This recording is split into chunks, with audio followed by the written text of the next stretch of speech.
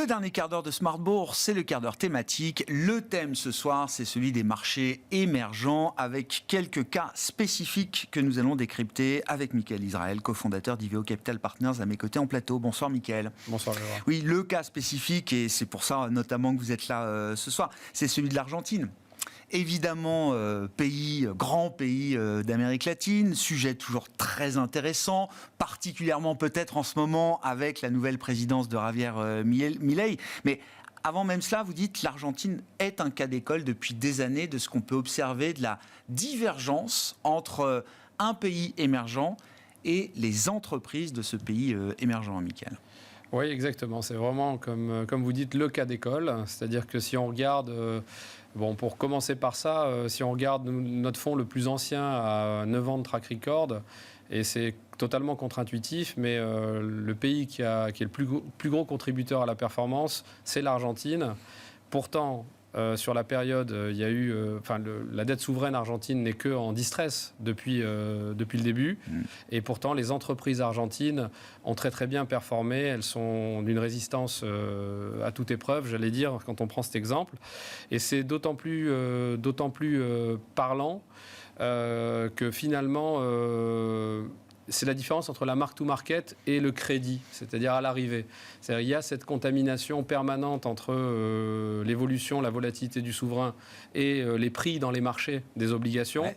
Mais à l'arrivée, même s'il y a cette contamination, est-ce que les entreprises, sur la période, délivrent ce qu'elles doivent délivrer et remboursent leurs dettes ? Ouais.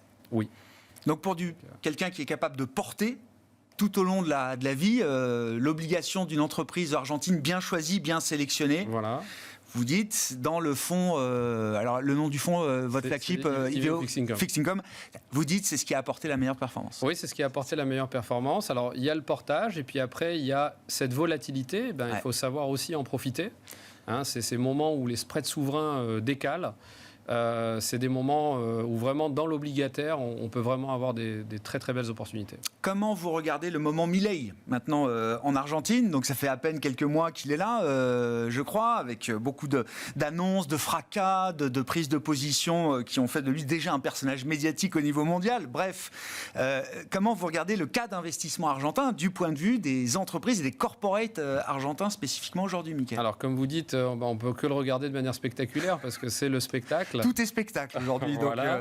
Donc intéressant. J'ai envie de dire que, en tout cas sur la rhétorique, c'est pas que la rhétorique d'ailleurs, on va en parler 2 secondes, mais aujourd'hui le programme est complètement en rupture. C'est un programme ultra-libéral. C'est tout ce que le marché a envie d'entendre. Et d'ailleurs, je dirais que plus qu'il a envie d'entendre, c'est ce qu'il a entendu. Parce que ça se voit déjà dans l'accueil qu'a fait le marché à l'élection de... vous avez mis le graphe, oui. Donc on voit très bien... Il y a la séquence là. Voilà, il y a la séquence. Donc vous voyez en bleu clair en bas, c'est les spreads des entreprises argentines. Et en haut, ce sont les spreads, les rendements plutôt d'ailleurs, du souverain argentin. Ouais. Alors on voit que ça a été très très bien accueilli. On voit que les rendements ont baissé significativement sur le souverain. Et puis également de manière assez forte déjà sur le corporate. Et donc on se retrouve déjà avec des rendements sur le corporate argentin à 10%. Bon, ça reste l'Argentine.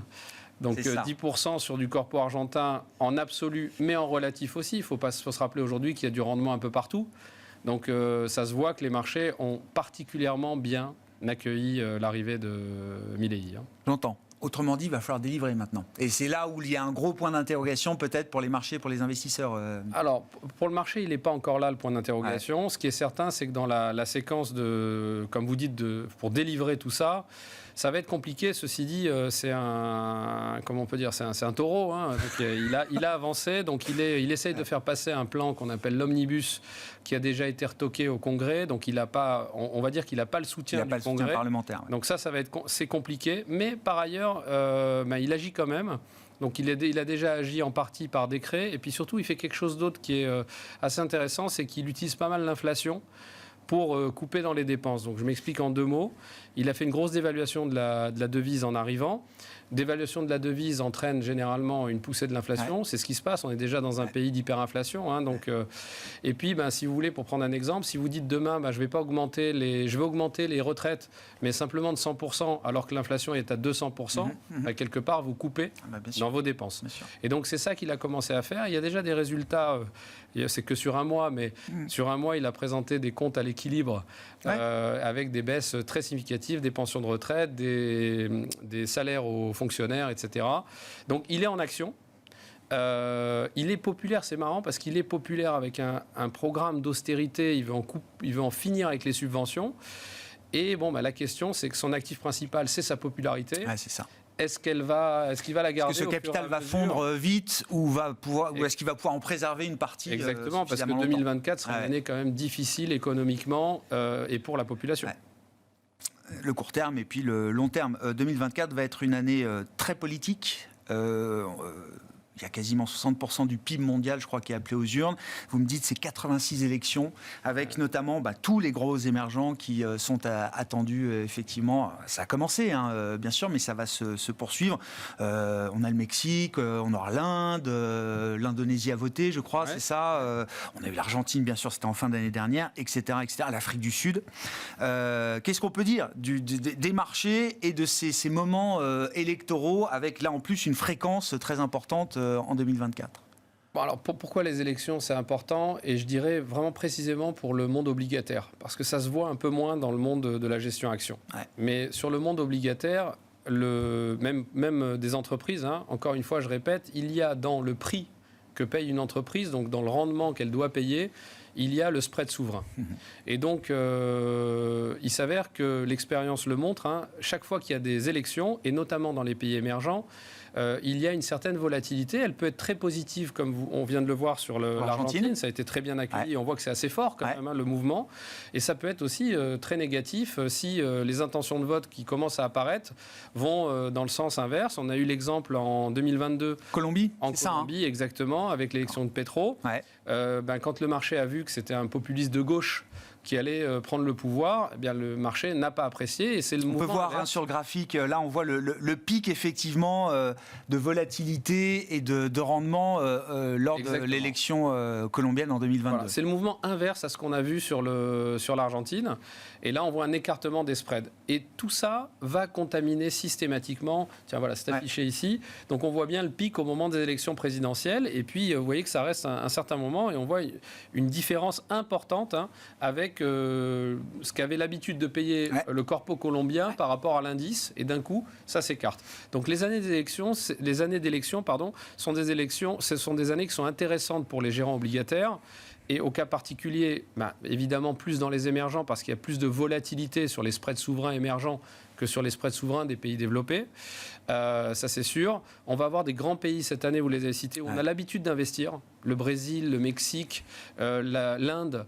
Donc là, c'est vraiment des grandes économies. On va voir si ça va se traduire d'une volatilité dans un sens ou dans l'autre. Mais en tout cas, ça peut être une très bonne année d'opportunité.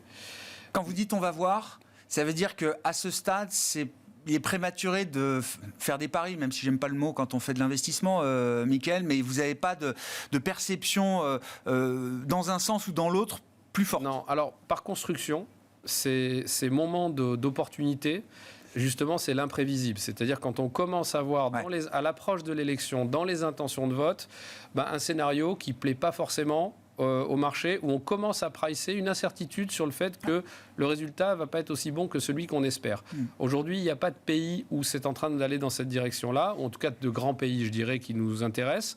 Ceci étant dit, c'est toujours comme ça. Il y a encore le temps pour que ça arrive. Ah, mais c'est toujours comme ça. C'est toujours comme ça. Si ça se savait déjà, ce serait déjà dans les prix. Donc non, il y aura des opportunités, mais sur les élections cette année, pour tout le monde, l'élection la plus importante, ce sera celle des US. Donc, et même pour les émergents, je dirais à triple titre pour les émergents. D'abord, c'est pour toutes les classes d'actifs, on sait très bien que l'élection américaine aura un enjeu. Pour les émergents et le corpo émergent hard currency, nous, on est directement sur la courbe des taux en dollars. Donc évidemment que même si la Fed est indépendante, quand même, le résultat des élections va avoir des impacts sur les prédictions sur l'économie américaine, sur les politiques fiscales, etc. Donc vraiment, cette élection américaine, elle sera majeure pour le monde émergent en 2024, c'est certain. Sans compter peut-être des nouvelles alliances ou des renversements d'alliances qui pourraient arriver à l'occasion d'un nouvel entrant à la Maison-Blanche. On verra ce qu'il en est le 5 novembre. Je ne sais pas si vous pensez à... non, oui, je pense à Donald Trump. Oui, c'est le retour, le comeback. Okay. On verra dans quel état d'esprit il pourrait être à nouveau à la Maison-Blanche en novembre prochain. On n'y est pas. Un mot sur la Chine. Est-ce que la Chine est toujours l'éléphant dans la pièce, notamment pour les émergents, Mickaël? Parce que là, le moteur a peut-être un peu de mal à redémarrer. On verra ce qui se passe en 2024. Mais en tout cas, je crois que tout le monde a oublié l'idée d'avoir une Chine qui pouvait redémarrer en V, comme on l'avait vu lors de la grande crise financière. Est-ce que c'est un problème pour le reste de la sphère émergente? Alors, je disais ça il n'y a pas longtemps parce que ça me faisait sourire. Il y a en sortie Covid, je ne sais pas si vous vous souvenez, on montrait des graphes, et je dis on, je nous inclus, on montrait des graphes pour montrer combien, parce que c'était le grand gagnant, la Chine. Grand gagnant du Covid dans un premier temps, avant qu'il passe. Première entrée, première sortie. Exactement. Ouais. Et donc, l'idée était de montrer combien les économies émergentes, aujourd'hui, étaient plus sensibles à l'économie chinoise qu'à l'économie américaine, qui était le grand perdant, et l'économie européenne, enfin aux pays développés. Et aujourd'hui, on vous présente les mêmes graphiques pour vous dire, finalement, l'économie chinoise est en train de ralentir très fortement, mais même pas mal. Les économies émergentes vont très bien se porter. Donc ça peut paraître un petit peu bizarre, mais ce qui est vrai, c'est qu'entre-temps, ce qui était un concept est devenu une réalité, c'est que vous avez tous entendu parler du nearshoring, reshoring, etc. Et ça, c'est vrai que l'économie, c'est stupéfiant à quelle vitesse elle s'est réorganisée. Et quand on voit des économies comme le Mexique, quand on voit les investissements directs en Chine, enfin ça parle, vous le voyez directement. On est passé d'un record en 2021 d'investissement direct en Chine à quasiment zéro en 2023. Voilà, et bien ils sont bien allés ailleurs. Et donc, je ne vais pas vous refaire la thèse, vous la connaissez, mais des pays comme le Mexique, comme l'Inde, etc., sont vraiment des grands bénéficiaires. Donc les cartes se sont redistribuées. Et aujourd'hui, on a quand même l'économie américaine qui est là et qui est solide. Elle reste un fort soutien à l'économie mondiale. Donc il n'y a pas d'inquiétude. Si vous regardez les projections sur la croissance des pays émergents, il n'y a pas d'inquiétude. Il y a même plutôt des prévisions assez intéressantes et une surperformance par rapport aux développés pour 2024. Maintenant, pour la Chine, j'entendais sur l'émission précédente, nous, sur les obligues, on n'a pas du tout le même sujet que sur les actions. Nous, c'est même l'inverse. Les valorisations sur les obligues reste assez cher, à part le secteur de l'immobilier, mais les valorisations restent assez chères en Chine. Oui. Le 10 ans chinois est autour de 2,50 pour donner un ordre d'idée. Voilà, et les spreads chinois, même en dollars, hors real estate, ne sont pas très attractifs. Donc c'est pas une zone dans laquelle on trouve des opportunités. Et en plus, sur l'économie en général, nous on appelait ça slower for longer. Bon, donc on n'est pas certain que ça va tout de suite redémarrer. Voilà. Merci beaucoup, Mickaël. Merci pour cet éclairage que vous nous apportez régulièrement sur la sphère émergente, votre domaine d'expertise chez IVO Capital Partners. Mickaël Israël, qui était l'invité de ce quart d'heure thématique de Smart Bourse ce soir. Merci.